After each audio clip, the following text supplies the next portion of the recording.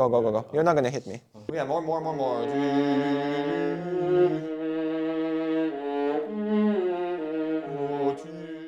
Vibrato is one of the main expressive tools we have access to as string players.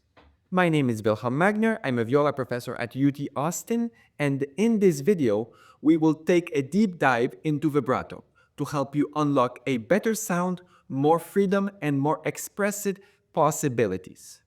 We will start with explaining some vibrato basics, discussing how to release tension in vibrato, as well as showing 3 common vibrato issues and exercises to solve them.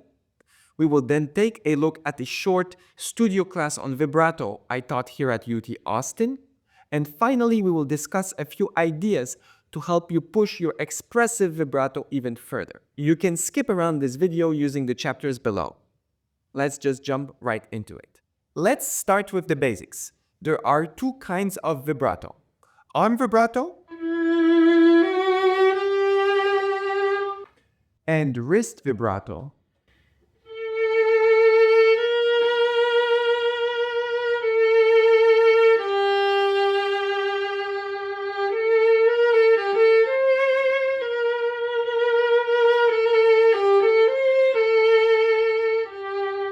There is also a 3rd kind of vibrato called finger vibrato by some teachers, but for the sake of today's video, we will stick to the 2 main kinds of vibrato, which is arm and wrist.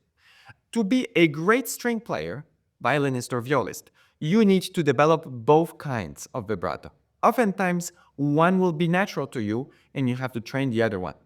Second important point about vibrato. We always should try to vibrate from the note and below.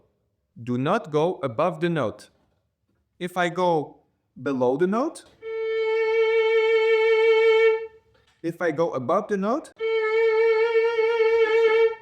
it sounds like a fire truck. You don't want that. Third key idea about vibrato. You want to make sure that every muscle in the chain of command of the vibrato is relaxed. If you hold any tension in any of the joints, the vibrato will suffer. This brings me to the second part of this video, where we discuss how to release tension in the body in order to maximize the impact and the freedom of your vibrato. Here are 3 common issues I see with vibrato and 3 exercises to address them. Issue number 1.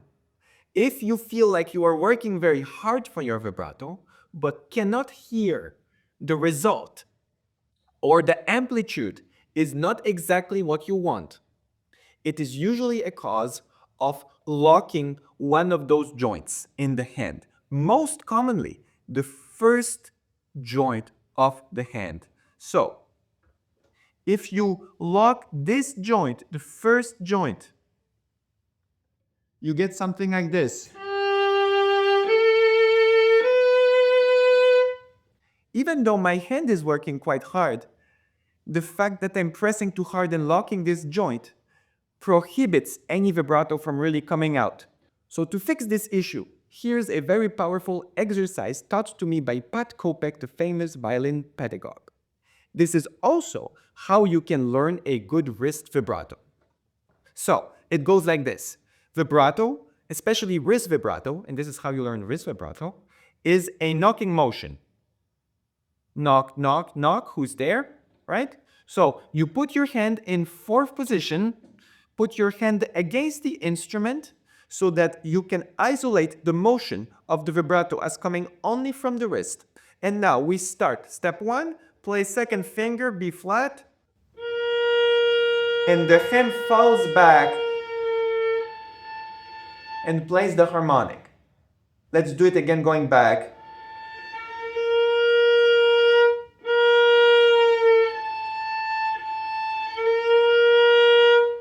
Notice when I am at the bottom of the vibrato, this joint is collapsed. When I go back, the joint is round, then collapsed. This is the key to unlocking this joint during vibrato. If this joint is not unlocked, the sound will be bad. Try it with another finger now.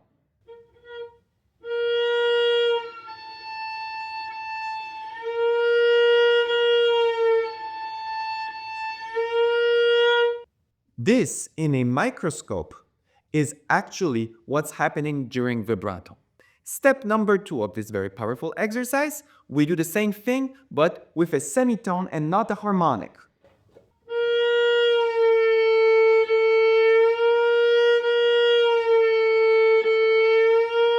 Always paying attention to this joint collapsing at the bottom.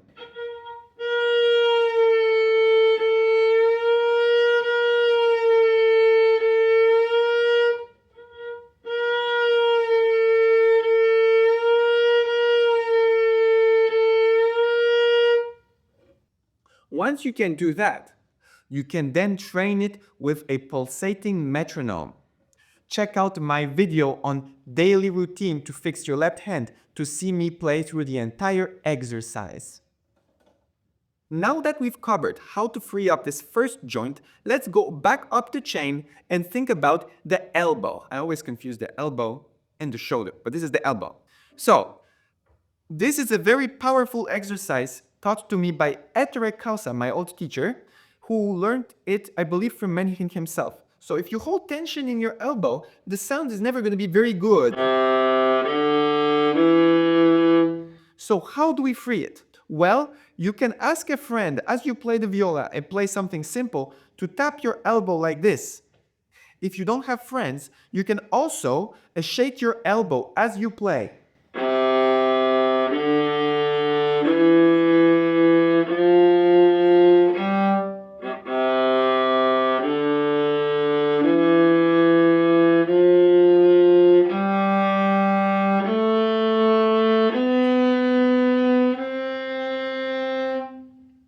What this exercise does is it creates independence between the vertical nature of the left hand motion and the freedom to move back and forth with the elbow. If those two things are connected, which is normal because that's how we usually grab things in real life, well, that creates tension. This leads me to my next point. Let's go back up the chain again, go to the elbow. No, the shoulder. Let's go back to the shoulder. So, if you raise your shoulder, and I keep repeating this to everybody, if you raise your shoulder, every other problem, it's getting very dark, give me a second.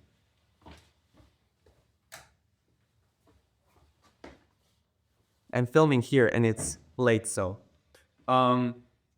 If you raise your shoulder while you play, this will create every problem in the book. If I raise my shoulder, the vibrato is terrible. Never raise your shoulder. You can check out my video on tension release where I show a bag exercise taught to me by my teacher André Roy on how to prevent your shoulder from lifting. Yes? So, if your shoulder is free, your elbow is free, your wrist is free, your first joint is free, you will have a great vibrato. But someone would say, well, what about continuous vibrato? If we want to be very expressive, we don't want the vibrato to start and stop on every note. This is kind of ugly. What we want is... So what we need to do is to separate the horizontal motion of the hand with the vertical motion of the fingers. Here's a great exercise by my teacher André Roy to do just that. I call it the fly. You can go in fourth position. Pitch doesn't matter in this exercise, and that's the only time you're going to hear me say this. But what we're trying to do is roll the finger back and forward, even a bit too much. And then do that a few times, and at some point, when we reach the top of the rotation in the motion, we want to add the second finger, okay? And then add the third finger, and then the fourth finger. You can keep the 3 and the 4 together, that will make it easier. Then, as you roll down, lift the fourth finger,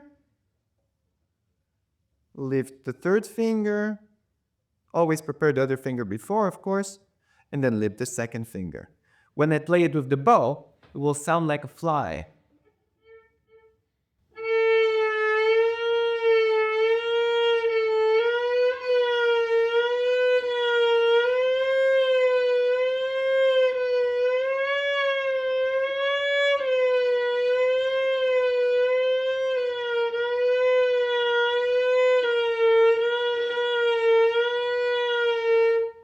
Practice this exercise 5 minutes a day, and within a week or two, you will be able to do continuous vibrato.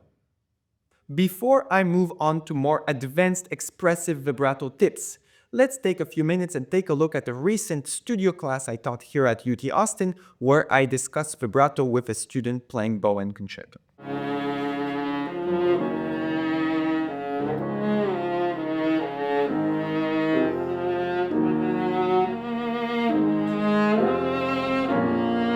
Okay, what do you see with the vibrato? His wrist looks more flexible. Now your wrist is more flexible, yes. Before you do only vibrato with your finger is not wide enough. Then we almost don't hear it. It actually affects the pitch. Can you try once, just to play on your own? Play, but I think also the problem is you raise your shoulder because I see your viola going more and more and more like this. Right. So you're gonna do it one more time. Try to get like the vibrato like old opera singer where the range is around this big, yeah? It's gonna be too much. I hold your viola, it's not gonna fall. Go. On your own. Okay. Yeah, go, go, go, go. You're not gonna hit me. Go. Yeah, more, more, more, more.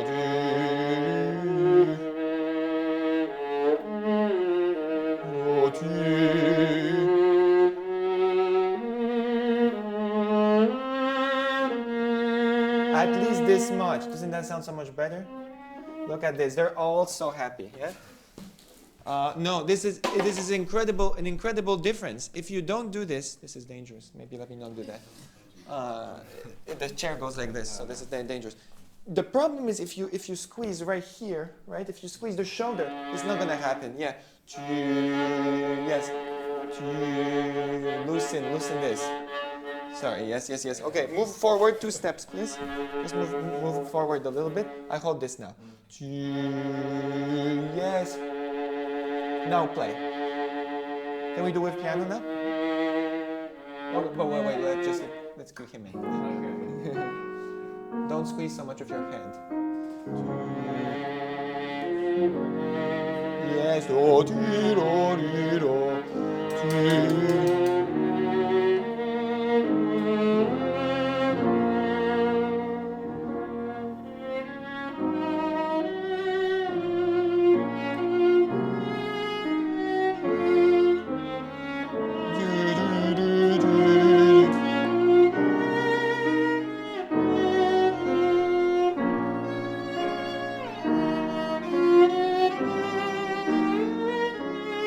Okay, you see how hard you're pressing so hard. He's pressing that hard, it's impossible. You know what, you have to imagine like your hand inside is jello in the finger. Yes. You have to exaggerate on a C string, especially the range needs to be bigger. Yes, and then don't lock this. No, look how much this is locked. Okay, now let's do that one more time. And play double vibrato. Just don't tell them. Okay?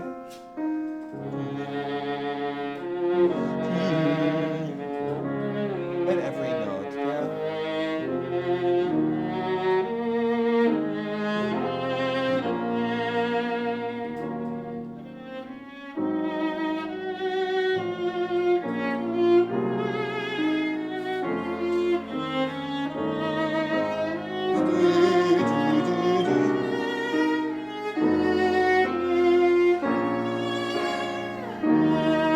And sustain the vibrato.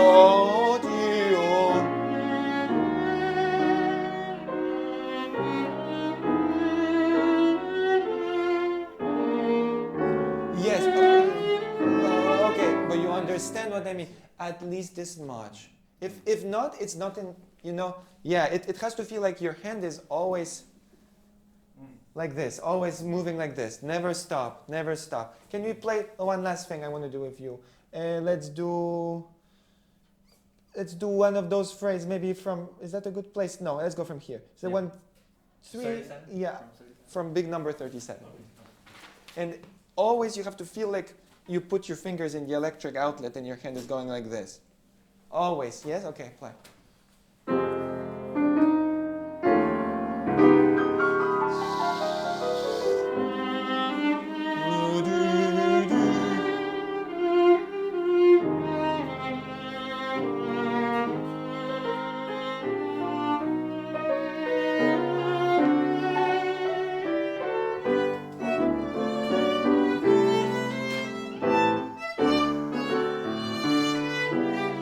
Okay, good. That's much more the sound. Now, Grace is completely right. Your pinky is not only straight, but the problem is it's tense. Yes. When you don't use it, you want to make sure it's not going this way, right? Because if it goes this way, it's tension. Same thing with first finger. Yes. Yes, that's much better. Also, then it prevents you from pressing the string so hard, because you can't press the string and big vibrato. Now that you have mastered some basic vibrato ideas, let's think about how vibrato can be used as an expressive tool. Another key basic vibrato idea is there are two kinds of parameters you can affect when doing vibrato. You can affect the width, the amplitude of the vibrato, right?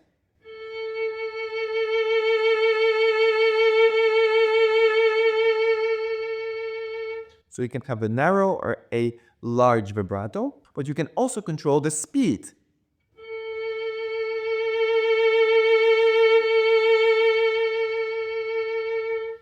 Together, these two parameters can come together to create an infinite amount of beautiful colors. Once you start to become more comfortable with different kinds of vibrato, fast vibrato, slow vibrato, wide vibrato, narrow vibrato, and all the combinations, you can then start using these tools to maximize your expressive potential. Let's put it that way. So, in reality, even though we can train all these things, never in the music is it always the same vibrato for the entire phrase, right? And so, let's take the Walton Concerto opening as an example, right? Here's what it sounds like if I play the same vibrato on every note.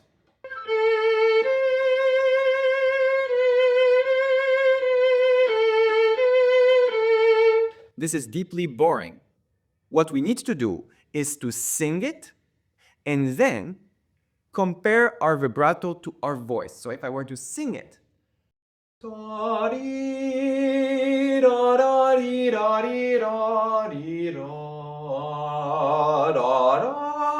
right? I'm a great singer, I know. But what we now have to try to do is to try to imitate that natural voice vibration with the vibrato.